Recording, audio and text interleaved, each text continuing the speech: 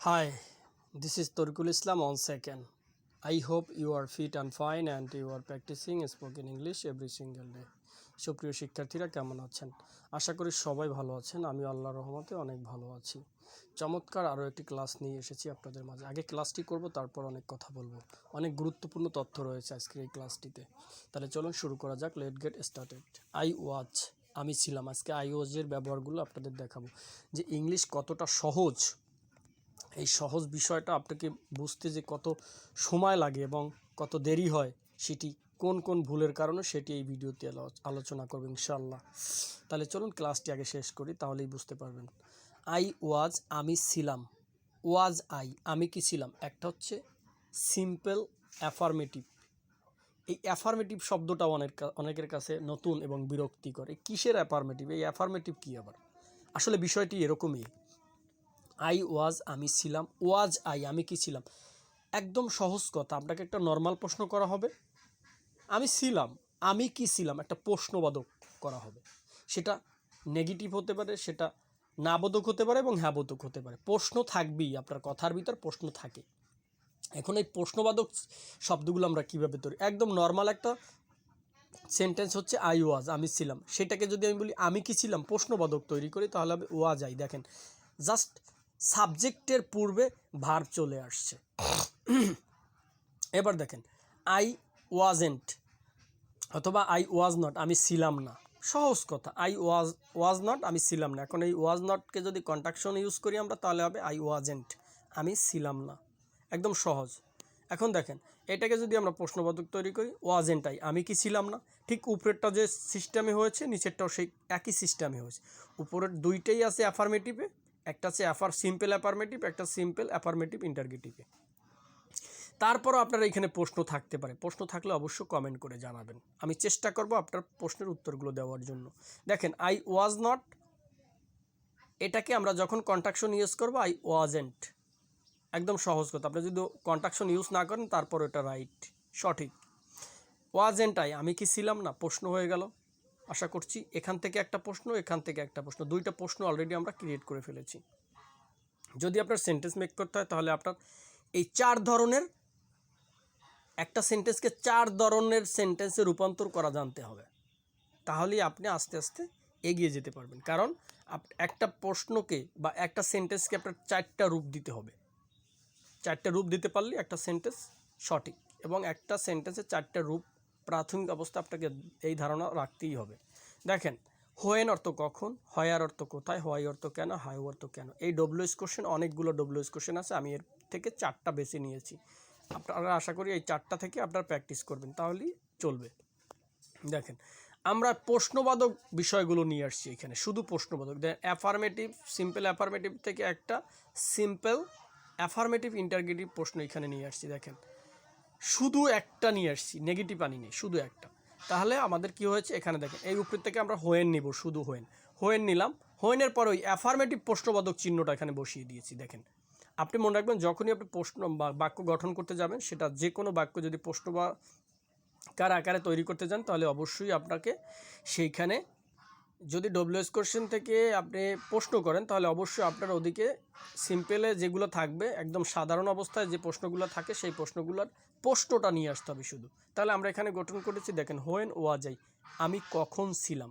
When অর্থ কখন, was I, আমি কখন ছিলাম। আশা করি বুঝতে পেরেছেন। দেখেন, এখন আমাদের সাবজেক্ট আছে একাধিক সাবজেক্ট। যেমন একাধিক বলতে আমি আপনাকে একদম সহজে বলে দিচ্ছি যে কতগুলো সাবজেক্ট। আই, ওই, ইউ, দে, হি, শি, ইট এবং যে কোনো একটা নাম, নাউন। ঠিক আছে, এইগুলো আছে সাবজেক্ট। 2, 4, 6, 8, 9, 10টার মতন সাবজেক্ট থাকে। একদম 9টা সাবজেক্ট থাকে কম্পালসরি। এই সাবজেক্টগুলোর সাথেই আপনার কাজ করতে হবে। তাহলে হোয়েন ওয়াজ আই, আমি কখন ছিলাম। হোয়েন ওয়ার উই, আমরা কখন ছিলাম। এইখানে ওয়ার কেন হয়েছে, এই প্রশ্নটা অনেকেরই আছে যে ওয়ার কেন হবে। ভাই, ওয়ার হবে এই জন্য, কারণ আপনি যখন এই ওয়াজ এবং ওয়ারের ব্যবহারগুলো করতে যাবেন, ওয়াজ হবে শুধু, মনে রাখবেন, শুধু ফার্স্ট পারসন আই আছে, এই আয়ের সাথে ওয়াজ হবে, এবং থার্ড পারসন সিঙ্গুলার নাম্বার যেগুলো থাকবে এর সাথে ওয়াজ হবে। থার্ড পারসন সিঙ্গুলার নাম্বার কি, হি, শি, ইট এবং নাউন, এটা হচ্ছে থার্ড পারসন সিঙ্গুলার নাম্বার এবং ফার্স্ট পারসনের সাথে অনলি ফার্স্ট পারসনও সিঙ্গুলার থাকতে হবে, ফার্স্ট পারসনও সিঙ্গুলার থাকতে হবে, এর সাথে শুধু ওয়াজ হবে। বাকি যে সাবজেক্টগুলো রয়েছে সেকেন্ড পারসন, এর সাথে অবশ্যই আপনার ওয়ার বসবে। এটা সারা জীবন সত্য এবং এইটাই ঠিক, এইটাই সঠিক, আপনি এটা মনে রাখবেন। তাহলে হোয়েন ওয়ার উই, আমরা কখন ছিলাম, হোয়েন ওয়ার উই, আমরা কখন ছিলাম, ভালো করে লক্ষ্য করুন। এবার দেখেন হোয়েন ওয়ার ইউ, তুমি কখন ছিলে, হোয়েন ওয়ার ইউ, তুমি কখন ছিলে, হোয়েন ওয়ার ইউ, তোমরা কখন ছিলেন। ইউর দুইটা রূপ আপনারা জানেন, তুমি তোমরা। তাহলে হোয়েন ওয়ার ইউ, তোমরা কখন ছিলে, হোয়েন ওয়ার দে, তারা কখন ছিল, হোয়েন ওয়ার দে, তারা কখন ছিল। এগুলো কিন্তু একদম সাধারণ প্রশ্ন। সাধারণ প্রশ্ন বলতে আপনাকে যখন বেসিক থেকে শুরু করতে হবে তখন তো আপনার ছোট ছোট প্রশ্ন থেকে শুরু করতে হবে, আপনি লং প্রশ্ন করতে যাবেন না, আগে ছোট ছোট প্রশ্নই করতে হবে, এটাই সঠিক। দেখেন হোয়েন ওয়ার দে, তারা কখন ছিল, হোয়েন ওয়াজ হি, এই দেখেন ওয়াজ চলে আসছে, কেন ওয়াজ চলে আসছে, এই যে third person singular number he, এজন্য কিন্তু ওয়াজ চলে আসছে। হোয়েন ওয়াজ হি, সে কখন ছিল, হোয়েন ওয়াজ শি, এবার হচ্ছে একটা হচ্ছে স্ত্রীবাচক, একটা হচ্ছে পুরুষবাচক, এটা আপনারা সবাই জানেন। হোয়েন ওয়াজ শি, সে কখন ছিল।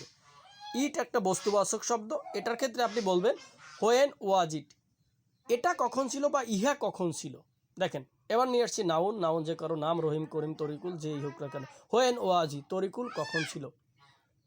সুপ্রিয় শিক্ষার্থীরা, আমি আশা করছি আপনারা এটা বুঝতে পেরেছেন। এই প্যাটার্নটা যদি আপনি বুঝতে পারেন তাহলে আমি আপনাকে বলছি 1000 অফ সেন্টেন্স আপনি মেক করতে পারবেন বিভিন্ন ক্যাটাগরিতে।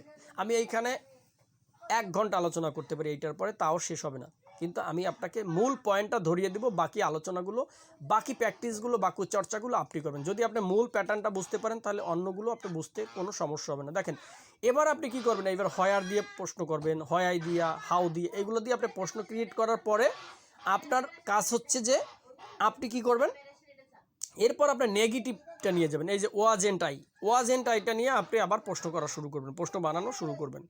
এখানে মনে রাখবেন আপনাদেরকে আমি জাস্ট একটা প্যাটার্ন দেখিয়ে দিয়েছি, আপনারা বাকিগুলো নিজেরা থেকে তৈরি করবেন। এবং এটা তৈরি করার পরে শুধু বসে থাকলে হবে না যে আমি তো পারি হচ্ছে, তাহলে আর সমস্যা নেই, না এই পারাটা আপনাকে যথেষ্ট না। আপনি যদি স্পিকিং করতে চান, মানে স্পোকেন আপনার যদি প্রয়োজন হয়, তাহলে কথা বলতে হলে সহজ কথায় আপনার চর্চা করতে হবে, চর্চার কোনো বিকল্প নেই, চর্চা মোস্ট ইম্পর্টেন্ট। সুপ্রিয় শিক্ষার্থীরা, এই বিষয়টি খেয়াল রাখবেন, এটা না জানলে কিন্তু হবে না। আপনারা অনেকে এখানে যা আছে সবই পারেন কম বেশি, কিন্তু এটা আপনার চর্চার অভাবে এটা কিন্তু আপনি ইমপ্রুভ করতে পারছেন না, আপনি কথা বলতে পারছেন না। চর্চা হচ্ছে মোস্ট ইম্পর্টেন্ট। সুপ্রিয় শিক্ষার্থীরা, আজকে এখানেই শেষ করছি। যদি আপনার কোনো কিছু জানার থাকে অবশ্যই কমেন্ট করে আমাকে জানাতে পারেন এবং আমি আপনাকে উত্তর দিয়ে সহযোগিতা করব ইনশাআল্লাহ। আর মনে রাখবেন চর্চার কোনো বিকল্প নেই, অবশ্যই চর্চা করবেন। সবাই ভালো থাকবেন, সুস্থ থাকবেন। আজকে এখানেই শেষ করছি। নতুন কোনো ভিডিওর সাথে আবারও দেখা হবে আপনাদের সাথে। এ পর্যন্ত সবাই ভালো থাকবেন। আসসালামু আলাইকুম।